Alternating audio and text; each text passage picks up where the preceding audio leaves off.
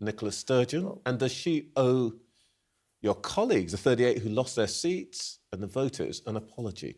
I think she does. I don't think you can ever blame a setback like this on one person. However, Nicola Sturgeon was a very strong leader who brooked no debate and no dissent, as I know to my considerable cost. She ran the party the way that she wanted it. She inherited an incredible legacy from Alex Salmond and after the independence referendum, where although we had lost the independence referendum, we had advanced support for it very considerably.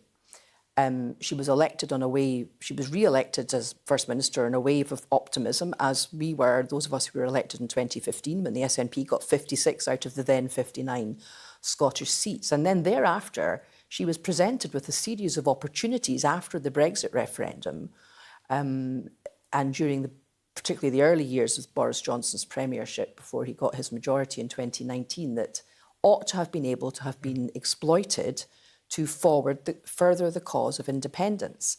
And there has been a huge strategic failure to do that. And there has also been a failure to win over those who were as yet unconvinced of the merits of the cause.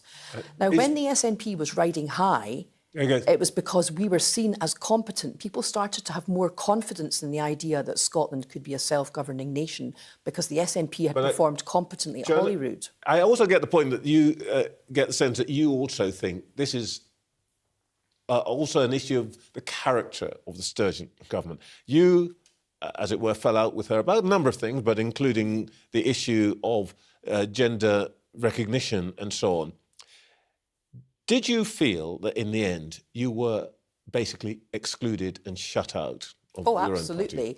I mean, in recent years I've been associated with being a critic of self-identification, not a critic of trans rights. I myself am a lesbian.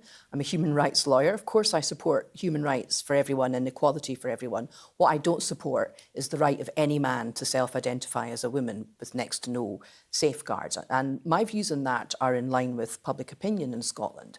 But what happened with the Gender Recognition Reform Act in Scotland with the SNP is a microcosm of everything that was wrong with Nicola's leadership.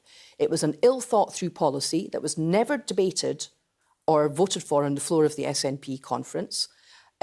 Legitimate concerns were dismissed. Those who had legitimate concerns were demonised, and we failed to take the public with us.